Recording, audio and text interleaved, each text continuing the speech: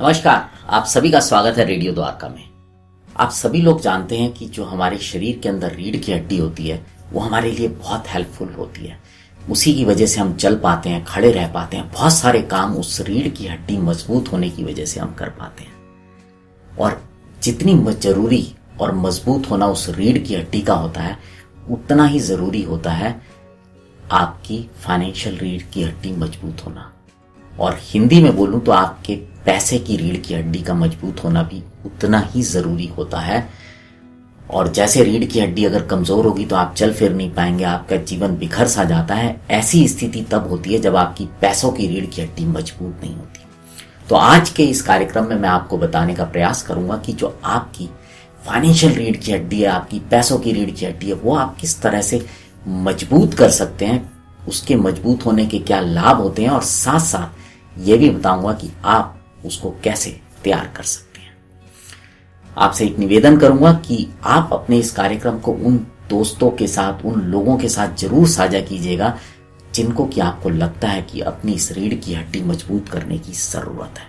जितना जरूरी अपने पैसे की रीढ़ की हड्डी को मजबूत करना है, उतना ही जरूरी उस पैसे को संभाल के रखना भी है, क्योंकि आजकल साइबर क्रिमिनल्स अचानक ही पैसा लेकर निकल लेते हैं। इसी के लिए साइबर क्राइम पर अवेयरनेस के लिए हमारी एक सीरीज चल रही है IPS हर्षवर्धन जी के साथ। उसका लिंक भी डिस्क्रिप्शन बॉक्स में है, उसको भी सुनिए, जानकार बनिए। और साथ ही साथ हमारी एक सीरीज फाइनेंशियल लिटरेसी के लिए चल रही है जिसका नाम है पैसे की पाठशाला।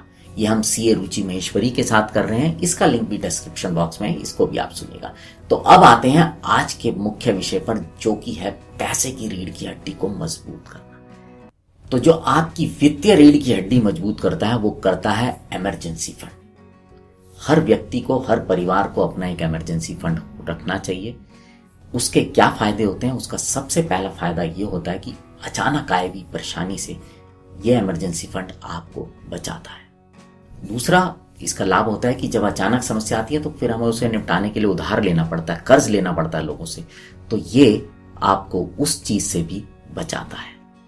और तीसरा इसका लाभ होता है कि जब कोई अचानक परेशानी आती है तो उसकी समस्या तो होती है, लेकिन जो पैसे से उसको सुलझाना होता है उसकी समस्या और बढ़ जाती है।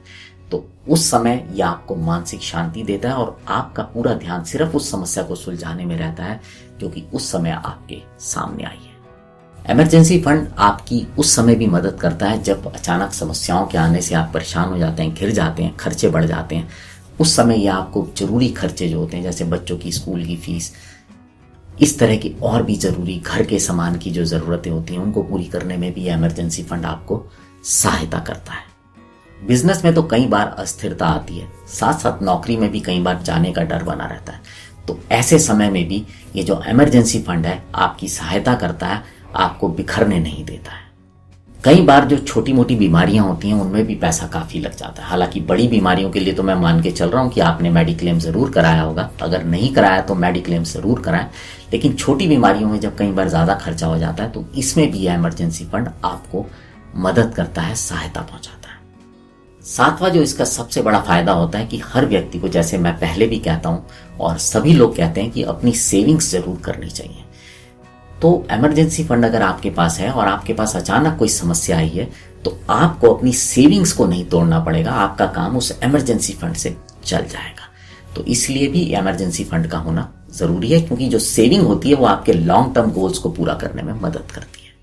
और ये जो इमरजेंसी फंड होता है ना कहीं आपके अंदर आत्मविश्वास जगाता है, क्योंकि अगर आपके पास पैसा होगा जो कि ऐसा है जो जरूरत के समय में आप इस्तेमाल कर सकते हैं, तो आप हमेशा कॉन्फिडेंट रहेंगे, क्योंकि कहीं ना कहीं समस्या के समय पैसे का ना होना हमें और भी विचलित कर देता है। अब मैं आपको बताता हूं कि आप इमरजेंसी फंड कैसे बना सकते हैं। इमरजेंसी फंड बनाने के लिए अपनी आप मंथली इनकम का 10 से 20% अलग साइड में निकालते रहें, क्योंकि एकाएक अचानक नहीं बनेगा। दूसरा तरीका ये होता है कि जो आप अपने फालतू के खर्चे कई बार हम कर देते हैं बेवजह के, क्योंकि जब से हमारे पास ये खर्चा करने के लिए UPI का सिस्टम आया ना, तो कई बार हम थोड़ा फालतू की चीजों में खर्च कर जाते हैं। तो फालतू के खर्चों को थोड़ा रोकिए, क्योंकि इमरजेंसी फंड बनाना आपके लिए बहुत लाभदायक होगा और ये आपकी वित्तीय रीढ़ की हड्डी का काम करेगा। तीसरी जो बात है, सबसे जरूरी जो है, वो आपका इमरजेंसी फंड इजीली एक्सेस होना चाहिए, यानी कि वो आपके बैंक के किसी अकाउंट में होना चाहिए। या बैंक के सेविंग अकाउंट में होना चाहिए, ताकि आप जरूरत के समय उसे आसानी से एक्सेस कर पाए। ऐसा ना हो कि आप उसको कहीं निवेश कर दें और जब जरूरत का समय आए तो फिर आप उसको भुनाने में आपको समय लगे। अब आप सोच रहे होंगे कि इमरजेंसी फंड के बारे में तो बात होगी, अब इमरजेंसी फंड चाहिए कितना? देखिए, आमतौर पर किसी भी व्यक्ति के लिए, किसी भी परिवार के लिए उसके 6 महीने से 1 साल तक का खर्चा अगर उसके इमरजेंसी फंड में है तो वो करीब करीब ठीक रहता है। तो इसलिए कम से कम 6 महीने से 1 साल का खर्चा हर किसी के इमरजेंसी फंड में होना चाहिए, ताकि कोई भी स्थिति आए, परिस्थिति आए, आप उसका सामना कर सकें।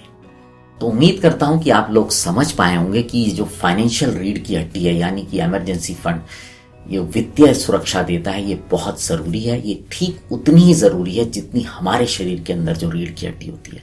अगर ये दोनों रीढ़ की हड्डी मजबूत रहेंगी तो आप बहुत आसानी से चीजों को कर पाएंगे, आगे ले जा पाएंगे और आगे बढ़ पाएंगे।